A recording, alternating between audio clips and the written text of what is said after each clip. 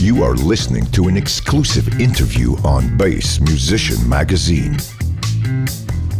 The interview starts now. Hey everybody, this is Raul here for Bass Musician Magazine, and today we have the great honor and pleasure of chatting with bassist, vocalist, guitarist, producer, multi-talented Yonit Spiegelman. Hey. So, Yonit, we got a lot of exciting things happening right now, but we always like to take a step back and talk a little bit about how you got started in music, on bass, and your journey. Cool. Yeah, I've been playing music, I think, since I can remember myself. My parents always encouraged me to do something musical as I was growing up. I was actually studying keyboard when I was 6. There's a famous story that my keyboard teacher fired me because I didn't practice, which is funny considering that today I'm a professional musician and teacher. So yeah, I've been doing music since I remember myself, but I really got into it when I was in middle school, and we had a little day trip to the town conservatory, and they demonstrated each instrument in a different room. I remember that. I remember being in the bass room, and they were playing the bass, and I don't even remember what they said, but I just remember like, man, that sounded so good. And I was like 12 or maybe 11, and I came the day after to my parents and I said, I want to learn how to play bass. And they didn't really have any idea what it was, but they liked my enthusiasm, so they went on with it. For some reason, the director of the conservatory said that I have to start guitar before I play bass, which is not true. But I did play a couple of years of guitar, which was nice, helped me with some technique with guitar stuff. And then I started bass when I was 14, and it was, since then till now, just bass. If I understand correctly, you pursued further education at Berkeley. Yes. So I went first to Rimon School of Music, of Contemporary Music in Israel, where I was mainly studying there as a bass player, but also as a singer-songwriter, and as with that, just a little bit of guitar. And after a few years, I received my diploma with Rimon. And when I was at Rimon, I was auditioning to Berkeley. I was lucky enough to get a scholarship and go to study at Berkeley. Yeah, and it was amazing. I met the most amazing musicians, a lot of whom I work with today in New York. I've had great teachers, amazing experiences, and yeah, I just played hours and hours and hours of bass. I remember my goal was to play as much as I can, and especially towards my last year, I was playing like 12 hours a day. That was a lot of fun. There are cultural differences in the music that I hear from Israel as compared to a lot of, I'll use air quotes here, like American music, a lot of the jazz and things. I love hearing all of the world music, but do you feel, has it given you a different approach and a slant because you've got kind of in your toolbox that background from Israel? Right. I think it did. I'm not sure if it's exactly the way that people would think. So the jazz culture, it's kind of like a secret, not a very well kept secret, but it's a secret that Israel is actually a huge country with jazz. It's not music that is being consumed a lot by Israelis, but there's amazing jazz musicians. Starting from, the two Avishai Cohens, one the trumpet player and the bass player, and we have Shai Maestro that's around here, and Omer Avital, and like people that just when I'm thinking about the people who are like in New York, it's overwhelming. Yeah. So jazz speaking, I did have great education when I was in Israel because there was a lot of great teachers, also a lot of whom who went to Berkeley and came back, or went to study in different facilities in the state, like New School, and came back. So jazz was always there, educationally speaking, not necessarily in the mainstream. I think the mainstream music actually influenced my album in a way. I grew up listening to a lot of American music, and I love the Beatles, which is not American music, but it's kind of international music. So the Beatles always influenced me a lot, but at the same time, Israeli music has this kind of fusion that is just made of a lot of styles just because it's a country that, just people immigrated to from many, many different places. So that mixture always fascinated me. And sometimes you can hear it in my bass playing. I guess it's more obvious in my songwriting a lot of the times. But yeah, this mixture of cultures and sound, I think, is what makes it really cool, coming from Israel and making music here. Speaking of your music, you have a solo album that is getting ready to launch, be April 15th, if I understand. It's part one of a two-part project. This particular part is titled Fall. And the next part that we'll be really looking forward to is Rise. Tell us a little bit about Fall. What is the thought behind your music? So the thought behind my music is kind of like the way that I experience life. It might sound like, this big kind of philosophical thing, but it's the way that I experience life and come to start writing music and sharing my music. Saul and Rhys is basically that kind of a description of sometimes how life goes. Sometimes you can be in your lowest point or a low point, and sometimes you go to the highest. It keeps on changing. And I think my point with Fall, that again, it's more like the motion. It's this kind of the action of falling, not necessarily the season. That's why it's not being released in the fall. It's kind of like, when you fall, it doesn't have to be something necessarily bad. It's just kind of the motions of life. And my point with Fall is at a certain point when I realized, okay, when you're going down, instead of being frightened and trying to fight it, just let it be and enjoy it. There's something very, very releasing about it. So that's kind of like the concept behind the album. And it's also when I was at a lower point in my life, I guess, that I listened to music that I felt like, man, that's why it's out there. It's because I'm feeling this right now. And I could go down and enjoy the ride, even though it's not such a joyful thing, and just be like, okay, that's what's happening. I'm giving myself to it. So I guess that's the music that came out of it. There is, among the highlights, listening, of course, your vocal work is exquisite. There is a melancholy and there is some sadness there, but I get what you're saying, and I think it's part of what makes music universal, in that we will relate to the music itself. I tend to not even hear lyrics for most part. I will get a feel in something. And I think we've all experienced that. You'll hear a line or a few bars, and it can bring you to tears, or it can make you smile.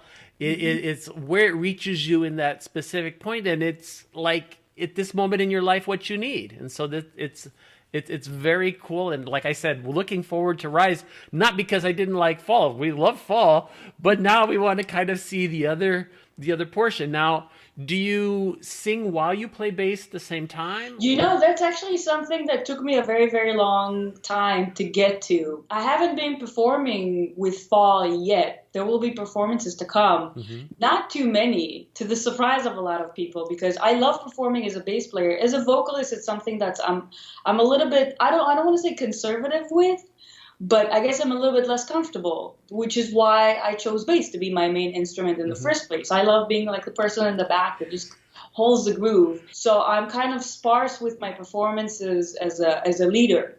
So it's not something that I've been doing so much. I think part of it that I haven't performed so far a lot is because when I did perform, I performed with a guitar.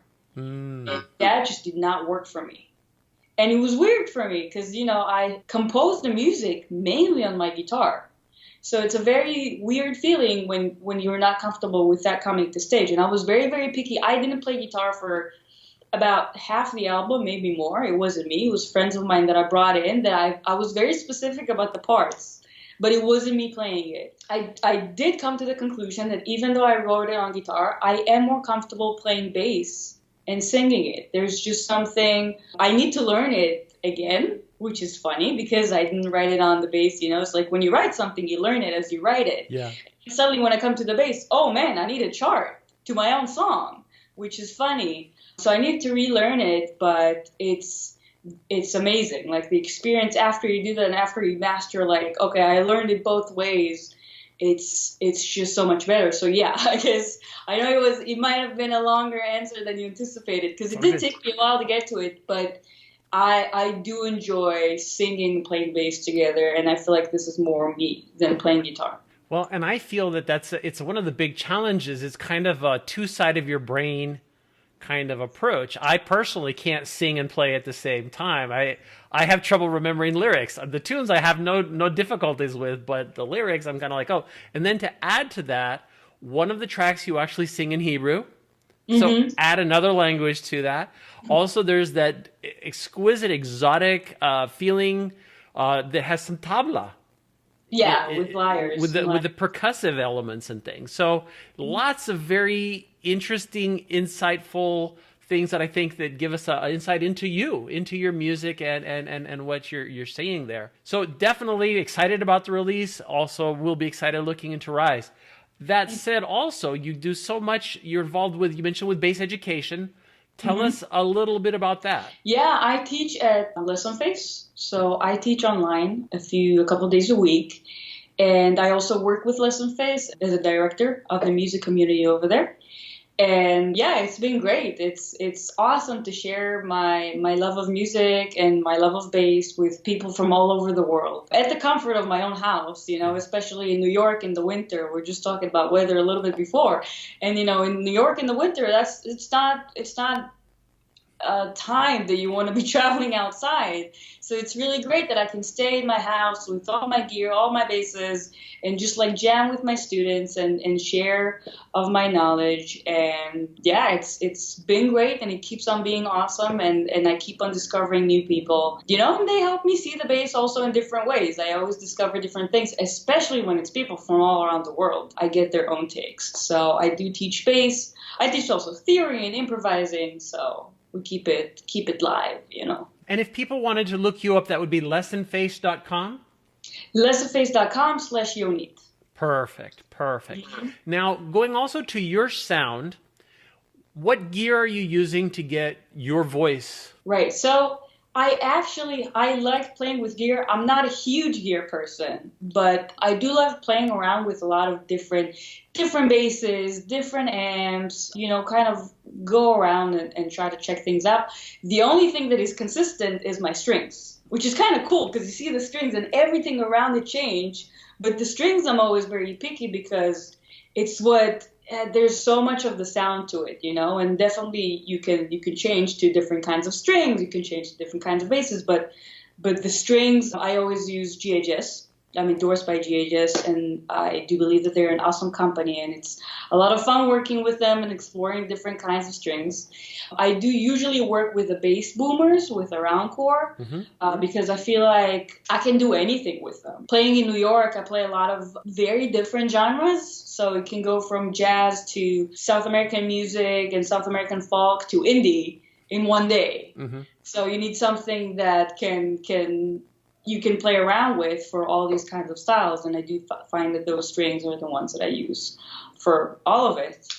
And my bass has changed. So I do use my moniker bass for something that's a little bit more indie and rocky, sometimes a little bit funky. I got my Fender jazz bass. I've had it for like 12 years, I think. I think it's the oldest thing that I own. Is my Fender jazz bass. It's not going anywhere.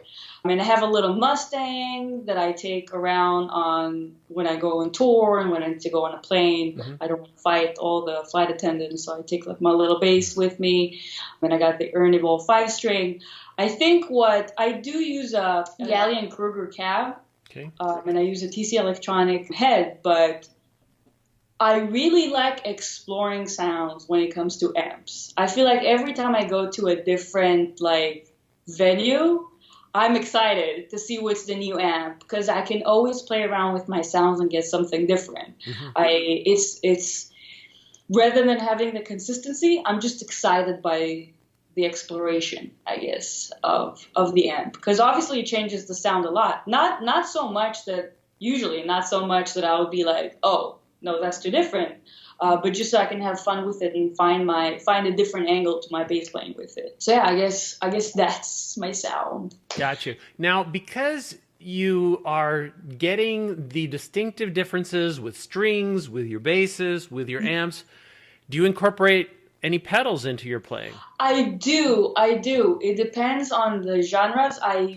I don't do it all the time. I do it with my more funky and indie bands. I use wah with French Horn Rebellion every now and then just because it's fun and I like to get into the funky vibe of it. And I noodle with my wah at home a lot just because it's fun, We shouldn't just be leaving it to the guitar players. We can definitely enjoy it as bass players as well.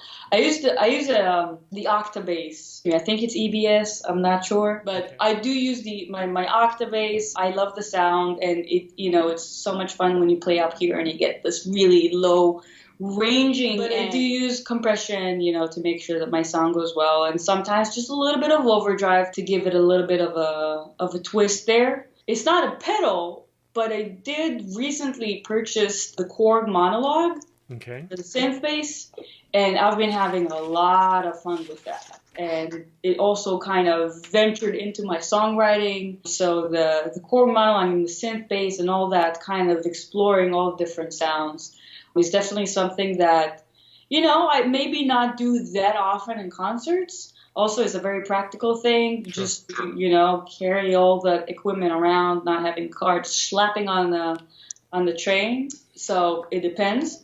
But yeah, I do I take a little bit of each sometimes, and I'll put them in the shows. And of course, gotta have the tuner. You don't want to come up untuned. Out of tune, of course.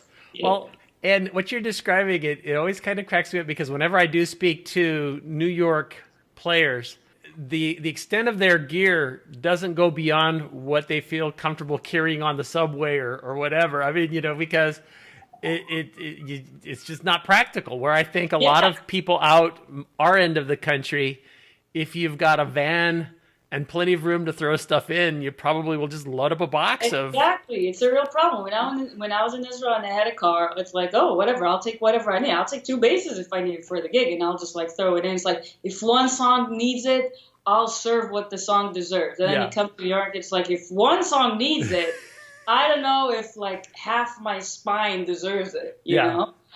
So I know that, I want to be if one song, if you just need it for one moment, I need to put it in. But when you come to a venue and it barely even goes through, it's like, do I really want to carry that extra 15 pounds on my back when I hike up the stairs of the subway? Because the subway is not always on the ground, it's up, and it's like, oh, you got to save the back for when you actually stand up and play. So totally, it's a real struggle. I hear you. So moving along, looking forward, we know you have Rhys in the works. What other plans do you have for the near future? So teaching is always a constant. In the summers also I teach in Berkeley in the day sessions program, which is for middle schoolers. So I do that every summer.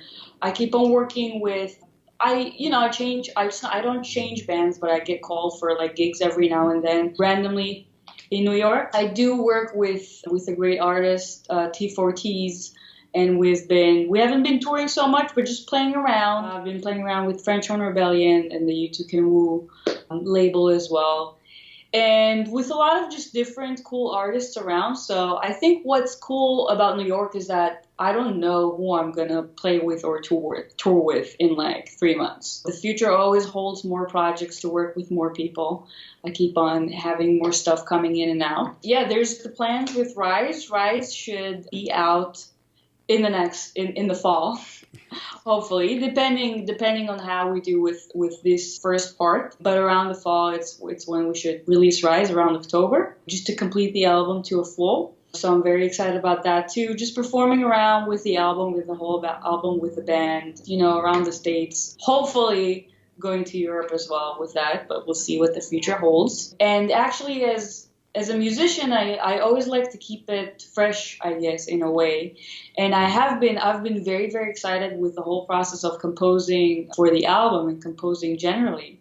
And what I've been venturing and kind of, very, I guess the word is curious and working towards is I'm composing more. So I'm composing for more projects, and I'm composing for a couple of short documentaries that I'm going to be working on for the next few months. And this is kind of a new stream of my musicianship that I guess is building up right now. So that's a very exciting plan for the future, to be composing just as a media sort of venture. And yeah, so it's all good things, all different things, keeping busy and keeping it different, which is always fun. Very cool. And if people want to know more about what you're doing, best place to look would be yonitspiegelman.com? Yes, it's either my website, which I always have all my projects there. There's also Instagram, just Yonit Spiegelman, which I always post what I'm doing and cool things that's happening, and also my Facebook page, just Yonit Spiegelman. Great. Well, Yonit, thank you so much for sharing your insight. We're very excited about these projects. I encourage people to listen to Fall, and once you've had a chance to listen to Fall, you're going to want to hear Rise. So it's kind of that 1-2. You can't just have the first course of the meal. You have to have them both. You've seen her here, Yonit Spiegelman, coming to you on Bass Musician Magazine. Thanks for basing out with us here on bassmusicianmagazine.com.